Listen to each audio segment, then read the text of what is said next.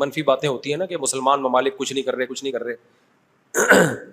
عرب نے مل کے 3 دفعہ اسرائیل سے جنگ لڑی ہے, تینوں جنگوں میں شکست ہوئی ہے, اور وجہ شکست کی یہ ہے کہ پیچھے امریکہ سپورٹ کر رہا ہے.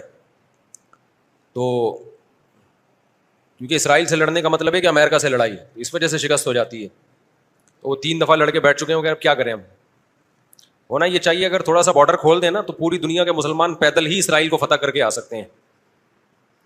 اتنی بڑی تعداد میں مسلمان ہیں اور ان میں جانے کا جذبہ بھی ہے کہ تھوڑا سا بھی راستہ کھل جائے تو یہ پیدل ہی ہوتے ہوتے, اتنی بڑی تعداد ہے تو یہ 8-10 کروڑ تو ویسے ہی چلے جائیں گے. اسرائیل پہیاں فتح کر کے آ جائیں گے, لیکن بات یہ ہے کہ جانے نہیں دیتے, راستہ نہیں ہے. کیونکہ اگر مصر راستہ دیتا ہے نا, تھوڑا سا بھی راستہ کھولتا ہے, تو پہلے اسی بیس پہ اسرائیل مصر پہ اٹیک کر کے اس کے علاقے لے چکا ہے کہ مصر نے راستہ کھولا ہوا تھا مجاہدین کے لیے. تو اس بیس پہ اسرائیل نے آدھا مصر پہ قبضہ کر لیا, سمجھ رہے ہو. تو جب مصری ہاتھ سے نکل گیا ان کے, تو ایسا گچھی پکڑی ہے نا چاروں طرف سے. تو اب دیکھیں آگے ہوتا کیا ہے, اللہ خیر کرے.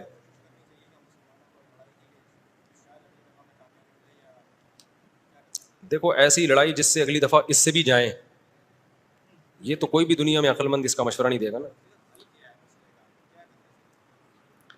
دیکھو مسئلے کا اگر حل سامنے نہ آ رہا ہو تو غلط حل کی طرف نہیں جانا چاہیے, یہ ذہن میں رکھیں. ایک آدمی بندوق لے کے آپ کو کہہ رہا ہے جیب میں جو کچھ ہے نکال دو, آپ کہیں میں تو نہیں دوں گا لیکن مسئلے کا حل بتاؤ.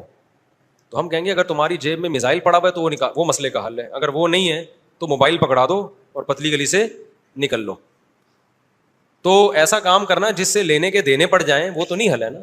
تو ایسے موقع پہ دعا ہے, اور کیا ہے, بد دعائیں ہیں, دشمن کے خلاف بد دعائیں ہیں.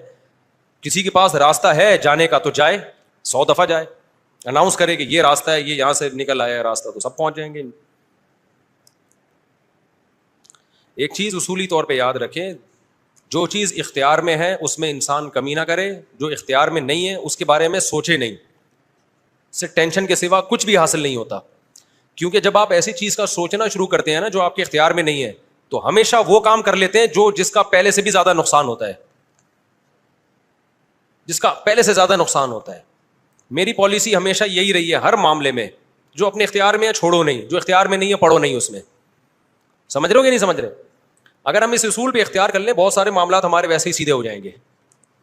تو لوگ جو بلا وجہ فنڈر بننے کی کوشش کرتے ہیں نا, ہم یہ کر دیں گے, ہم وہ کر دیں گے, وہ فنڈر گیری ہی ہوتی ہے.